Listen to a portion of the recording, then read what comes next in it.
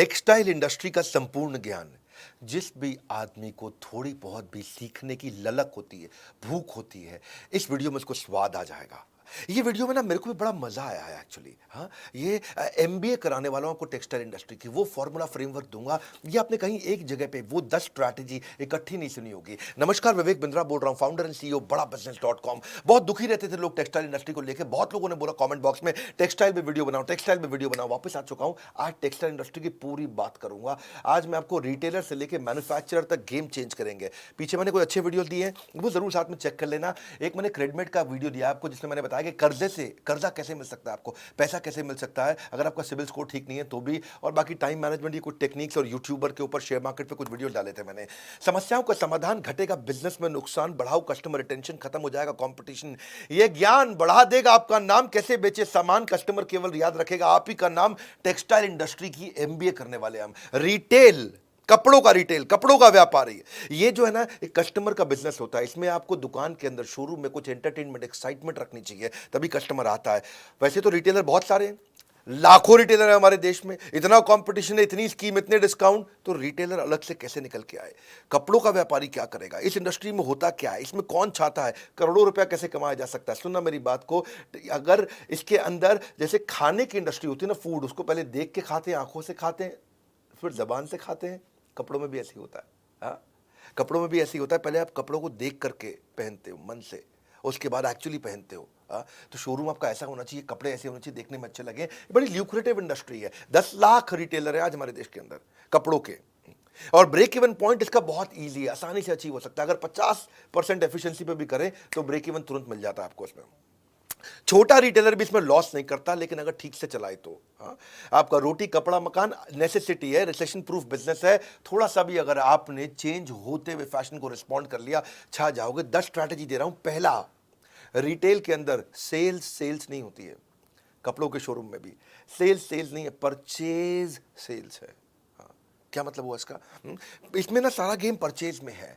Purchase, आपको क्या brand लेना है, क्या डिजाइन लेना है, कौन सी सीजन में चलेगा, किस प्राइस का चलेगा, गेम सारा परचेज में है।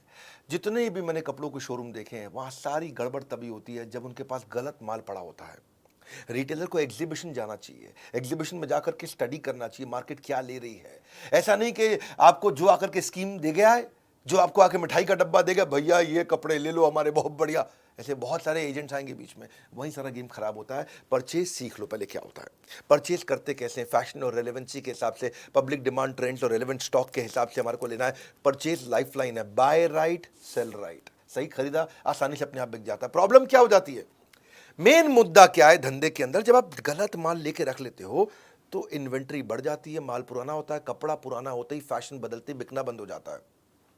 जब बिकना बंद हुआ तो गेम ओवर हो जाता है, क्योंकि रॉन्ग बाइक आपने, आपका अनस्टोल्ड स्टॉक मतलब आपका कैश फंस गया है। इतने दिन से कपड़े पड़े हुए हैं, मक्खी मार रहे हो आप, बिक नहीं रहे हैं, कैश आपका फंस गया है।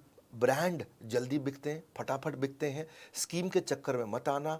डेड स्टॉक हो रहा है तो तुरंत निकाल दो उसको। वाई एनालिसिस करो, मेरे साथ ऐसा क्यों हो रहा है, क्या मैं गलत डिज़ाइन ले रहा हूँ, क्या मैं महंगा या बहुत सस्ता ले रहा हूँ, क्या मेरा सेल्समैन ठीक नहीं है, या मैं डिस्प्ले अच्छे से नहीं कर पा रहा। बेसिकली यही 4 प्रॉब्लम होती हैं, डिज़ाइन की, प्राइस की, सेल्समैन की और डिस्प्ले की। ये 4 चीज़ें ध्यान रखनी अपने ज़रूरी है। बैड स्टॉक मत खरीदो, good stock, very good stock लेना। बैड स्टॉक मतलब जो बिकता नहीं, गुड स्टॉक मतलब जो बिक जाता है, डिमांड है, लेकिन वेरी गुड स्टॉक फट फट फट फट बिकता है। अब इसका मतलब क्या हुआ, 80-20 फॉर्मूला। फिर समझो, रिटेल के धंधे में आपकी सेल्स अच्छी नहीं करनी है, परचेज अच्छी करनी है। माल वही रखो, जो माल 80% बिकता है। हाँ, ये केवल 20% तरह का माल होता है जो 80% बिक जाता है, और वही वाला 20% तरह का माल, उसको 80% भर लो अपने पास में।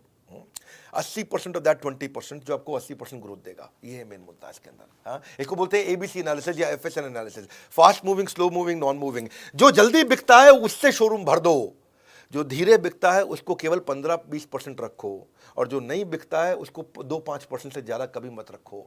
यही है मेन सारा का सारा गेम। परचेज जो है ना, माल को जमा करना। परचेज मतलब जमा, दुकान में सामान लाते हो, परचेज मतलब जमा, सेल्स मतलब मजा। हाँ, जमा मजा, जितना बढ़िया सेल्स करोगे उतना मजा आएगा आपको।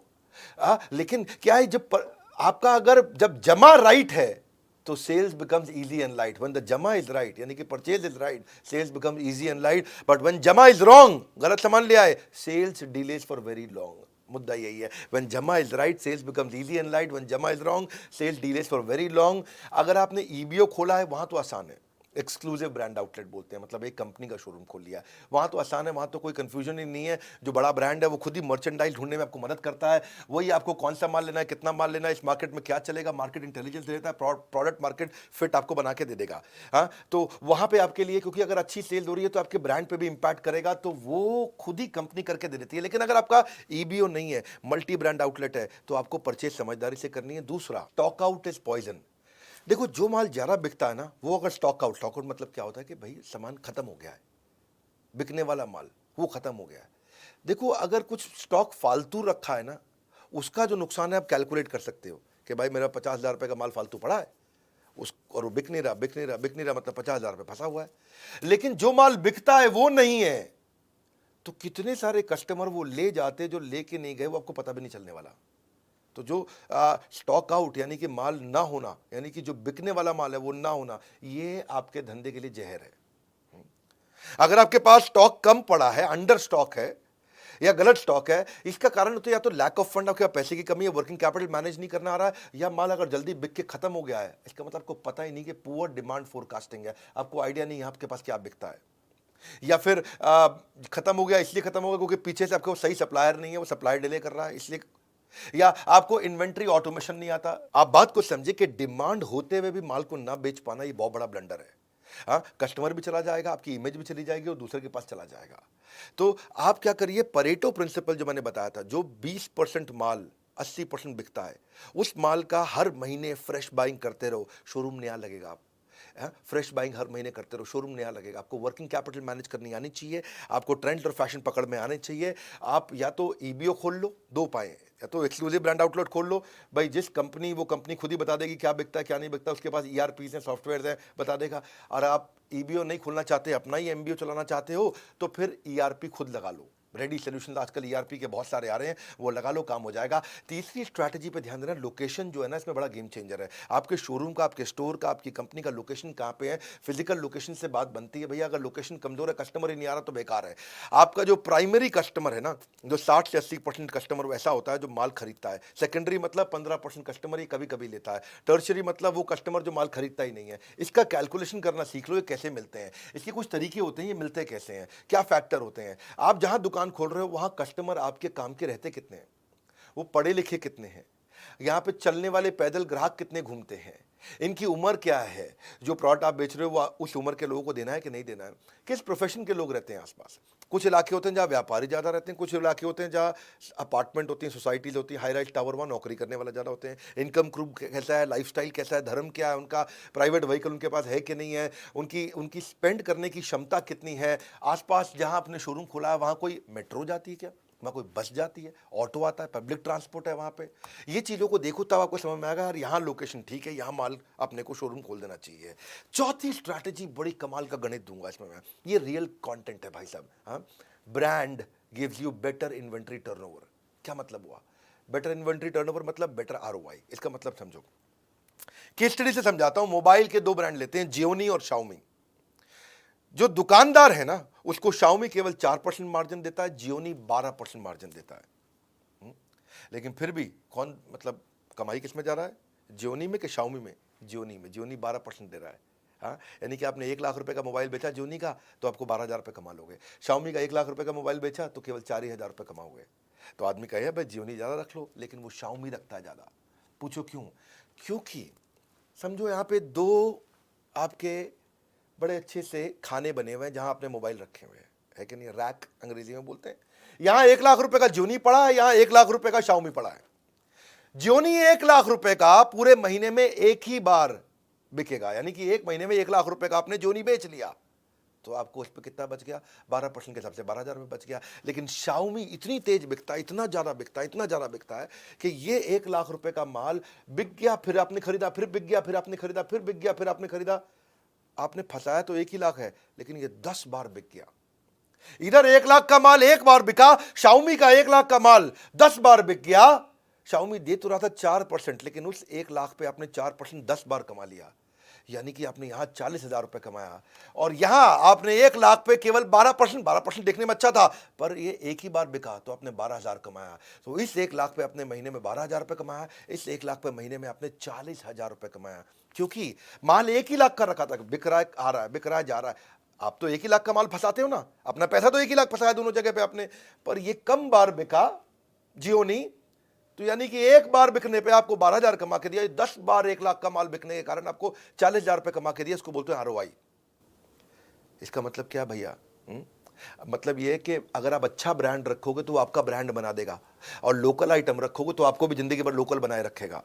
माल वो रखो जो अपने आप बिकता हो, मार्जिन थोड़ा माटा कम भी हो तो भी चल जाता है, आप आरओआई बहुत अच्छी कमा लेते हो, बहुत बढ़िया कर लेते हो। इसमें ना आप, मैं साधारण भाषा में समझाना पसंद करता हूँ। ये जोनी शाओमी के आइडिया से आपको समझ में आ गया होगा। कपड़ों में मामले में भी ना, कोई लोकल लल्लू लाल कपड़ा मत रखो, ठीक ब्रांड का कपड़ा रखोगे। हाँ, लल्लू लाल हो सकता है आपको 50% मार्जिन दे दे, ब्रांड आपको 30% मार्जिन दे, पर आप ब्रांड में ज़्यादा कमा जाओगे, जल्दी जल्दी बिकता है। हाँ, स्टॉक बहुत तेज घूमता है। और ये अगर फंसा रह गया ना आपका, जियोनी फंसा रह गया, तो जियोनी 3G था, टेक्नोलॉजी 4G आ गई, मोबाइल बेकार हो गया। भाई उसका रैम कम था और नया रैम आ गया, ज्यादा रैम वाले मोबाइल आ गए, टेक्नोलॉजी बेकार हो गई, मोबाइल बेकार हो गया। पड़े पड़े मोबाइल पुराना बेकार हो जाएगा, आपकी जिंदगी बेकार हो जाएगा। आपका भाई क्या हो गया, क्या करूं, फंस गया मैं, मक्खी मारना उसके बैठ के। एक और फॉर्मूला समझो आप, इसको बोलते हैं stock rotation formula. Stock rotation formula क्या है, इसे समझ में आ जाएगी आपको बात। अगर आप बिल्कुल पढ़े लिखे नहीं हो ना, तो भी ये फॉर्मूला समझ में आ जाएगा आपको। हाँ, मैथमेटिक्स तो छोड़ो, अगर आपने खाली 10वीं छोड़ो, 8वीं छोड़ो, 5वीं तक पढ़ाई करिए, इतना ईजी कर दूंगा। सेल्स अपॉन स्टॉक का मतलब क्या है? आपने सेल्स करी 2 करोड़ की और माल आपने 1 करोड़ का खरीदा, यानी कि साल के एंड में आपके पास 1 करोड़ का माल बचा, लेकिन साल के एंड तक आपने सेल्स 2 करोड़ की कर दी। कैसे करी होगी? ऐसी करी ना कि भाई माल गया आया, गया आया, तो आपने माल आपने 2 बार मंगा लिया। तो आपका जो फंसा था 1 ही करोड़ फंसा था, लेकिन माल आपने 2 बार बेच दिया। आप, कई लोग इतने समझदार होते हैं, इतने समझदार होते हैं कि 1 करोड़ लगा करके 5 करोड़ की सेल कर देते हैं, और कई एक्सट्रीमली बेस्ट होते हैं, वो 1 करोड़ लगा करके 1 करोड़ का माल साल में 10 बार बेच देते हैं। यानी कि कपड़ों के शोरूम में उसको बोलेंगे 10 करोड़ अपॉन 1 करोड़, यानी कि उसका स्टॉक रोटेशन 10 बार हो गया है। आप समझो, तो इसको ऐसे समझो भाई, कुछ दुकानदार पुराना माल पड़ा है, वो थान में लिपटा हुआ है, उस पर दाग पड़ जाते हैं, जीन्स रखते हैं, किसी लोकल शोरूम में जाओगे दुकान पे, वहाँ जीन्स जब वो खोल के निकालेगा ना, तो उसके घुटनों से जहाँ फोल्ड करी थी जीन्स, उस पर लाइन सी आ जाती है। देखिए आपने कभी कभी ब्राउन सी भूरे रंग की लाइन आ जाती है, क्योंकि माल पड़ा हुआ है, उसका स्टॉक रोटेशन नहीं हो रहा, पुराना माल पड़ा हुआ है, खराब हो गया उसका माल, फैशन बदल चुका है, माल पड़ा हुआ है, वही चक्कर है। आपने अगर 1 करोड़ का माल 10 बार बेच दिया तो आपका स्टॉक रोटेशन 10 है। इसको आप ऐसे समझो फॉर्मूला से आसानी से, कि 1 करोड़ का माल अगर आपने 30% मार्जिन पे साल में 1 ही बार बेचा तो आपको 30 लाख रुपए बचा। लेकिन आपने दूसरी तरफ 1 करोड़ का माल साल में 5 बार बेच दिया, जल्दी जल्दी बेच दिया, 30% की जगह खाली 20% मार्जिन कमाया, तो 20% मार्जिन आपका 1 करोड़ का होता है 20 लाख, लेकिन 5 बार बेच दिया, यानी कि 20 लाख मल्टीप्लाइड बाय 5, 1 करोड़ रुपया। यहाँ 30% मार्जिन के साथ आपने 30 लाख कमाया, 20% मार्जिन के साथ आपने 1 करोड़ कमा लिया। वो 30 लाख कमा रहा साल में, 1 करोड़ कमा रहा साल में। एक ही अमाउंट फंसाया दोनों ने, इन्वेस्टमेंट दोनों की बराबर थी, पर उसकी बेचारे की कमाई साल के एंड में 30 लाख है, इसकी कमाई साल के एंड में 1 करोड़ है, ये मजा मार रहा है। इसके लिए करना क्या हुआ है, समझ में तो आ गया आपको? 4 महीने पुराना माल खरीदी के भाव पे बेच दो। अगर कोई जीन्स लेके आए थे आप 500 रुपए की, 4 महीना हो गया है, अब 500 में बेच देना भाई, 800 900 का खाब छोड़ दो, अब 700 में मत बेचो, 500 में बेच दो, 4 महीना हो गया। लेकिन अगर 6 महीने तक सामान पड़ा रह गया कपड़ा आपके पास कोई, तो 500 की जगह 450 में बेच दो, कोई दिक्कत नहीं है, 430 में बेच दो, कोई दिक्कत नहीं है, पैसे छुट्टे हो जाएंगे। आपके 50,000 रुपये का माल फंसा पड़ा है ना, 50,000 का माल 40,000 रुपये निकाल दो, 40,000 रुपये हाथ में तो आएंगे। जब 40,000 हाथ में आएंगे तो नया माल लेके आओ, बहुत तेज बिकेगा, कमा के भी देगा। जब जगह खाली होगी, नया माल आएगा, नया माल जल्दी बिकेगा, जो शॉप है वो शोरूम लगने लग जाएगा अपने आप। कस्टमर के हिसाब से खरीदो भैया। कई लोग आएंगे आपको स्कीम देंगे, अरे भाई साहब 3 जीन्स ले लो, साथ में 3 जीन्स फ्री दे रहा हूँ, वो स्कीम है। हो सकता है कस्टमर ना ले रहा, वो कस्टमर वही लेगा जो कस्टमर को पसंद आता है। कस्टमर के हिसाब से माल खरीदो, स्कीम के हिसाब से नहीं कि जो डिस्ट्रीब्यूटर डीलर आके आपको स्कीम दे जाता है। हाँ, तो आपके लिए देखो एक चीज़ और अच्छी बताता हूँ, आपको आरओआई अच्छा निकालना है ना, टेलर रख लो अपने पास। टेलर के साथ बहुत कमाई होती है भैया। शोरूम खोलना मुश्किल है, टेलर रखना आसान है। पर क्या शोरूम तो आप खोल लेते हो, उसके बाद टेलर के खर्चे आपको चुभने लग जाते हैं। हाँ? आप क्या है कि आप $1 खर्च कर देते हो, 1 पेनी में दिक्कत आती है, 2,000 का नोट खर्च कर देते हो, 2 रुपए खर्च करने में दिक्कत आती है। टेलर रखो। देखो रेस्टोरेंट वही चलता है जहां शेफ अच्छा हो, इसी तरह कपड़ों का शोरूम वही अच्छा चलता है जहां टेलर अच्छा हो। शेफ लाना मुश्किल नहीं है, रेस्टोरेंट खोलना मुश्किल है। आप अगर रेस्टोरेंट, ये बड़ा इंपॉर्टेंट है चीज़ को समझना कि टेलर छोटी छोटी चीज़ें आपके लिए अच्छी इतनी तेज कर सकता है सर्विस के मामले में कि आपका कस्टमर वापस आता है लौट करके। मैं ना इस रिटेल इंडस्ट्री के अंदर, इसके अंदर ये जो हमारी टेक्सटाइल इंडस्ट्री है, इसमें सियाराम एक अच्छा ब्रांड है। उसके जो ओनर हैं, चेयरमैन है मिस्टर रमेश पोदार, हमारी बड़ी मित्रता है उनसे, बड़ा प्रेम है, बहुत बहुत वार्म और कॉर्डियल रिलेशनशिप है मेरा। तो मैंने सोचा कि टेक्सटाइल की बात कर रहा हूँ, तो मैंने रमेश जी को फ़ोन लगाया। मैं कहा नमस्कार रमेश जी, कैसे हैं? वो नमस्कार बिंद्रा जी, बहुत अच्छे हैं। बड़ा उनसे प्यार है। वो मेरे को उन्होंने कुछ कपड़े भी गिफ्ट किए अपने, बोले मैं सियाराम के सूट पहनूँ बिंद्रा जी, ये भी मैं सियाराम का सूट पहना हुआ है। तो मैंने जब उनसे बात किया, मैं कहा उनसे भी थोड़ा सी ये समझता हूँ, तो मैं उनकी भी स्ट्रैटेजी बताता हूँ। ये 1978 की कंपनी है भैया, सियाराम, जे हेम्स्टेड, कैडनी, ऑक्समबर्ग भी बड़ा ब्रांड, सब इन्हीं की 80 मिलियन मीटर जो है ना बनाते हैं, कि 40,000 आउटलेट पे माल बेच रहे हैं। 100 करोड़ तो उन्होंने 1991 में पहला कर लिया। देसी ब्रांड, लेकिन इंटरनेशनल अपील है इनका। ये रिलेशन इनके साथ ऐसा है कि इन्होंने देखा कि डॉक्टर विवेक बिंद्रा बड़े वर्ल्ड रिकॉर्ड बना रहे हैं, तो इन्होंने भी रिटेलर्स के लिए एक इवेंट किया था और उसमें इन्होंने गिनीज वर्ल्ड रिकॉर्ड बनाया था। मुझे बोले कि आपसे इंस्पायर हुए, आपके देखा देखी हमने भी वर्ल्ड रिकॉर्ड बनाया। तो सियाराम के रमेश पोदार जी से एक और स्ट्रैटेजी मुझे समझ में आई, space utilisation is revenue maximisation. कई बार लोग शोरूम खोल लेते हैं।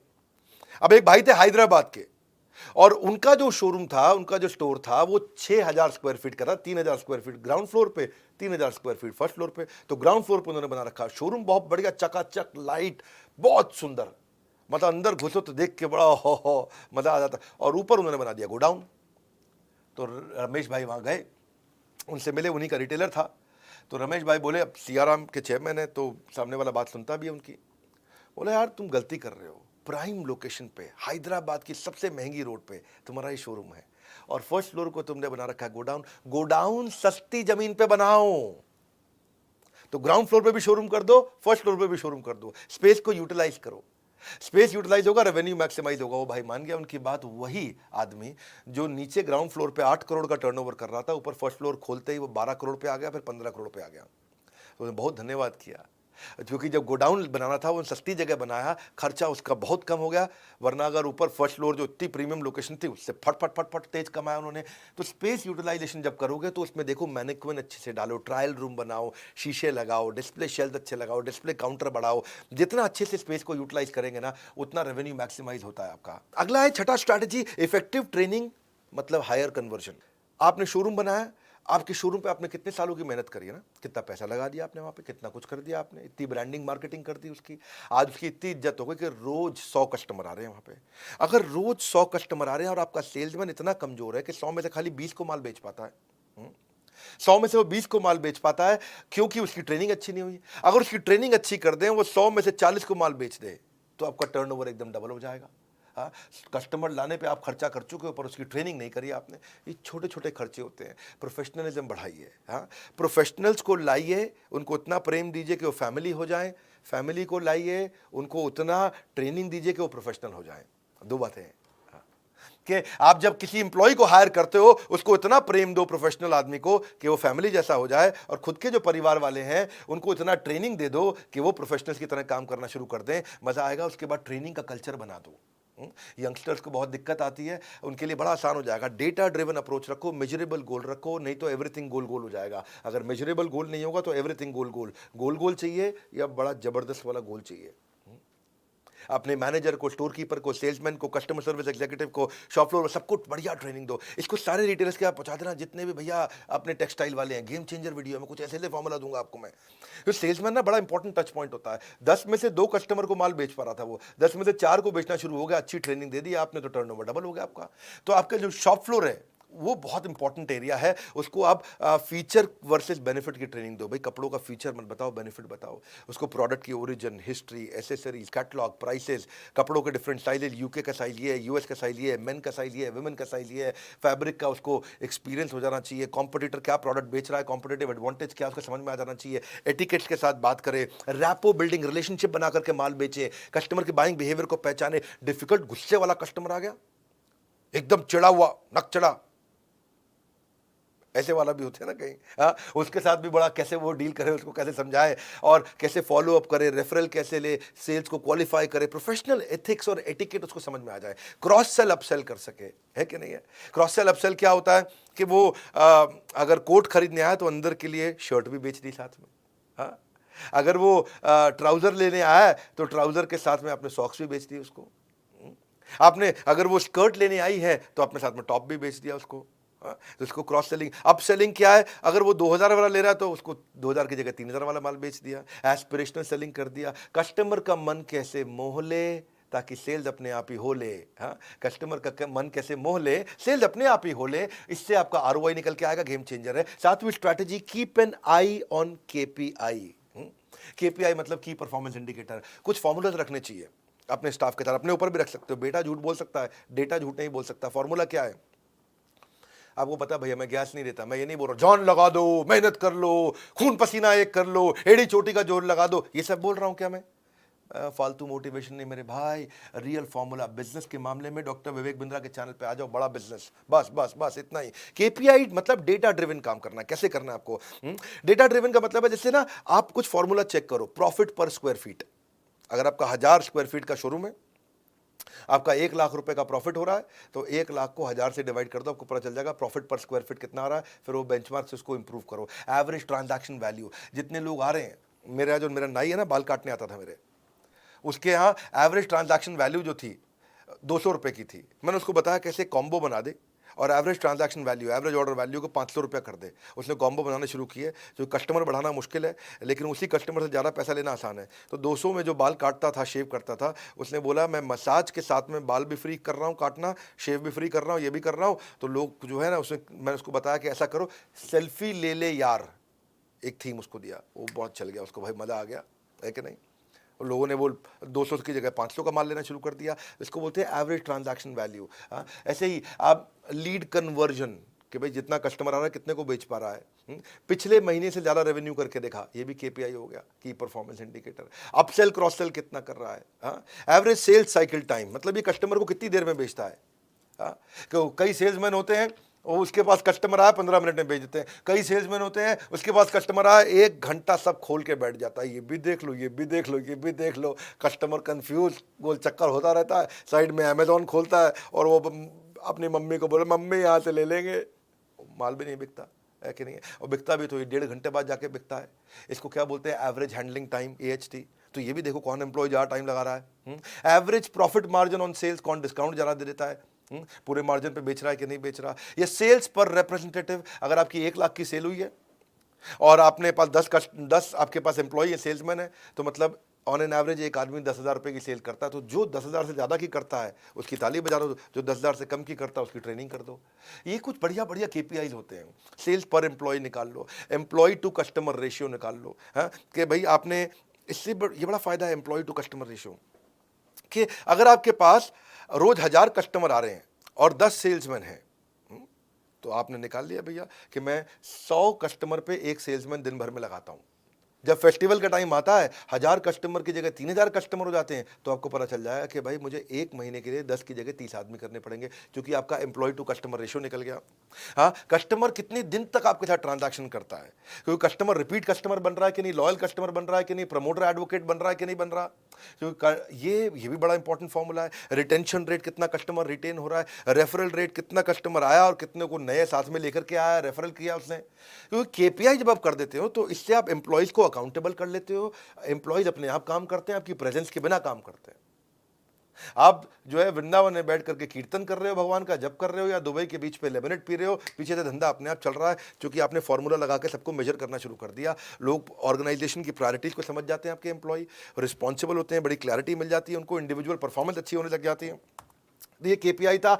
8वीं स्ट्रैटेजी है फिजिटल। फिजिटल मतलब फिजिकल शोरूम के साथ डिजिटल भी जाओ। बाइंग बिहेवियर बदल रहा है, इंफॉर्मेशन एज है, सब कुछ इंटरनेट पे दिख रहा है, सब कुछ इंटरनेट पे चल रहा है। पहले लोग टच फील करते थे, अब इंटरनेट से खरीद लेते हैं। तो आप डिजिटल भी हो जाओ साथ साथ। डिजिटल होने में घबराने की कोई जरूरत नहीं है, एक्सटेंशन है फिजिकल स्टोर का। आपको पूरे देश में जाने की जरूरत नहीं, आप डिजिटल तुरंत फटाफट पहुंच जाते हो। आप होम डिलीवरी दे सकते हो, सर्विस का एक्सटेंशन है वो। हमारे ना बड़े सारे कोर्सेज हैं कि एक फिजिकल बिजनेस को डिजिटल बनाने के लिए, WhatsApp marketing, digital marketing, Facebook marketing, e commerce marketing, email marketing. बस आपने ये सब सीख लिया, व्हाट्सएप मार्केटिंग आपने सीख लिया, तो आप कस्टमर को प्रोडक्ट भी भेज दोगे, उसको प्राइस भी बता दोगे, उससे परचेज भी करा लोगे, उससे पेमेंट भी करा लोगे और अपना प्रॉफिट भी कमा लोगे। बड़ा आसान है, तो वो मुश्किल नहीं है। आपके प्रोडक्ट में आएगी विजिबिलिटी, जैसे प्रोडक्ट की डिजिटल बढ़ेगी विजिबिलिटी, आपके धंधे में आ जाएगी स्केलेबिलिटी। आसान है ये। आप अपना गूगल पे, फेसबुक पे, सोशल मीडिया पे, आप आजकल गूगल की लिस्टिंग, बिजनेस लिस्टिंग बहुत होती है कि नाम, एड्रेस, फ़ोन नंबर डाला, अपना विजुअल कंटेंट सारा डाल दिया, भाई मेरे पास ये कपड़े हैं, आपको रिव्यूज़ देने शुरू कर दिए, एकदम बात बनेगी। आपका लोगो वोगो डाल दो वहाँ पे, सब काम हो जाएगा, कस्टमर रिव्यू देने लग जाता है आपको। इससे आपको लीड्स मिलेगी, विजिबिलिटी मिलेगी, डिस्प्ले मिलेगा, बहुत अच्छा है ये। आपके मार्जिन अपने आप बढ़ जाते हैं, बीच में सारे इंटरमीडिएरी खत्म हो गए, इसको कमीशन दो, उसको कमीशन दो, कुछ नहीं, सीधा कस्टमर को माल बेचो, 365 दिन आप बेच सकते हो, क्योंकि इंटरनेट तो आपका रात को भी चलता है, दिन में भी चलता है।